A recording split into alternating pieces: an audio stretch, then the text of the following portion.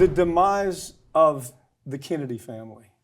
I mean, let's talk about that just a minute. I mean, it's absolutely, we've seen the last significant, do you know, if you ask your kids, what was the significance of John F. Kennedy? They don't know. They don't even understand all the stories that are back. So now we've got, what's this, Jake Schlossberg. The guy is out front in the social media right now, and I don't know if you follow the stories, but I have. He sounds like a nutcase. He screams, he yells about this and how wrong this is.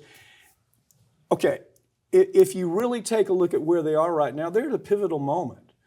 You know, oddly enough, it may be Bobby that keeps the Kennedy name alive if he gets the HHS appointment, which I think is going to happen.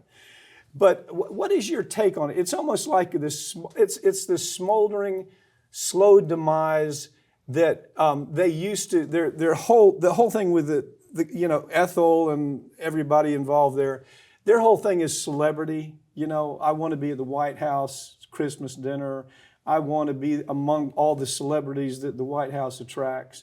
Those days, I think, are passing. What do you think? Yeah, I mean, well, look, Bobby married a celebrity. Yes, he did. So yeah. he's been living in Hollywood for years. But it's a really weird thing. You know, the individual you mentioned, I've been off social media. I don't even know who that is. But which, by the way, getting off social media it's been so great. It's liberating. It really is not having to deal with that. But I do think in general, a lot of what has happened is obviously you had the three brothers who all did great things for this country, you know, at one point or another. I mean, yes, the stories were never told. There were lots of, you know, internal scandals, external scandals, things of that nature, but there was a time when that was revered. And I think what happened is not necessarily having to do with the Kennedys specifically. I think it has to do with the public, as the younger generations came up, got tired of the dynasties. And I think the family that officially did kill that and ruined it for everybody else was the Bushes. You think so? I think once that, and the Clinton, I mean, let's not, you know, downplay the Clintons, because Bill Clinton, 8 years in office, was then on his way, didn't have to deal with them. And Hillary says, I want to be a senator. By God, we're moving to New York, Bill. Okay, well, now she's back. And then she runs for president in 2008, runs again in 2012.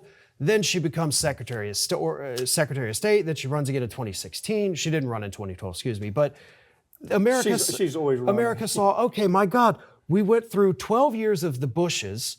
We've gone through God knows how many decades now of the Clintons, the Kennedys. I mean, that's from the damn 60s. I don't care about this. I don't care about any of this.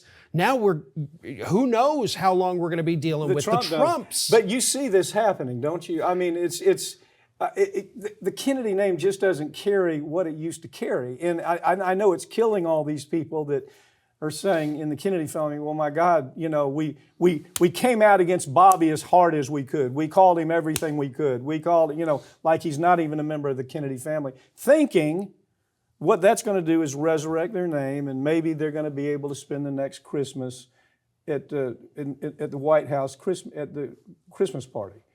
It's not happening. I think their day's over. I really think we're seeing the evolution of them just spinning out.